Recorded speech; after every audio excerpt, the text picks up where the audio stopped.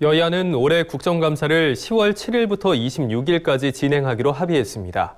이번 국감은 21대 국회 첫 국감인 만큼 국회 농림축산식품해양수산위원회에서도 농업 현안에 대한 집중 점검이 예고되고 있습니다. 이에 농업 분야 국감의 쟁점을 분석하는 기획 코너를 마련하고 그 첫 번째 순서로 농업 소득 안정을 짚어봅니다. 강창호 기자가 보도합니다. 올해 농해수위 국감을 달굴 이슈로는 단연 농업 소득 안정이 꼽힙니다.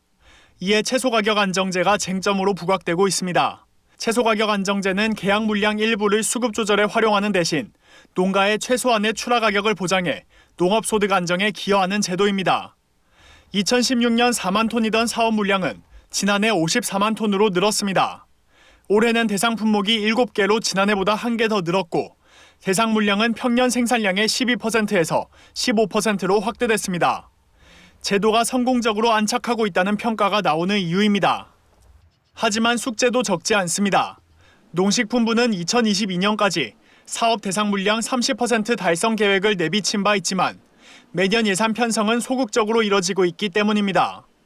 정부가 사전 4, 5조 수급 조절하는 게 한계가 많잖아요. 잘 되면 좋은데 이게 잘 안 될 확률이 크니까 농가들의 어떤 경영 안정화 방안이 굉장히 중요하다.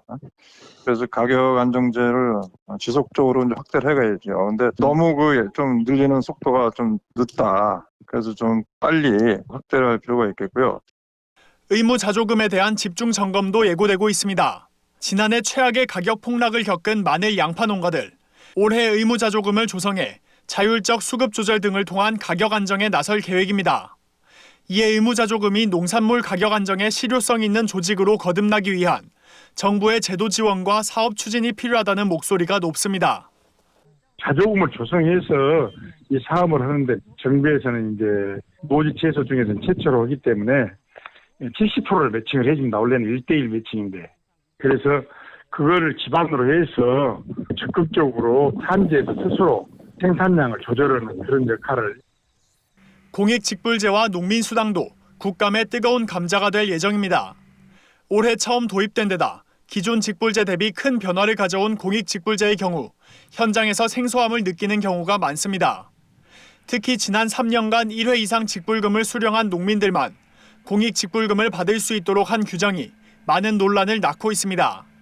농지 임대차 등을 둘러싸고 많은 수의 실경작자가 지급 대상에서 소외될 가능성이 높기 때문입니다. 대세 지방농정으로 자리 잡은 농민수당에 대한 관심도 높습니다. 농민수당은 기초지자체 수준을 넘어서 대부분의 광역지자체가 이미 도입했거나 도입을 준비하는 단계에 도달했습니다. 다만 지자체 예산만으로는 실효성 있는 농민수당 지급이 어렵다는 점에서 중앙정부 차원의 정책으로 확대시키기 위한 공론장이 필요하다는 목소리도 높습니다.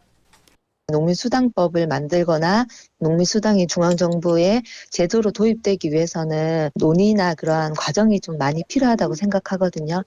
중앙정부가 현재 진행되고 있는 농민수당에 어떻게 지원을 할 수 있는지에 대해서도 같이 좀 구체적으로 논의를. 안정적인 영농활동을 위해 반드시 뒷받침돼야 하는 소득 문제. 이번 국감을 뜨겁게 달굴 전망입니다. MBS 뉴스 강창호입니다.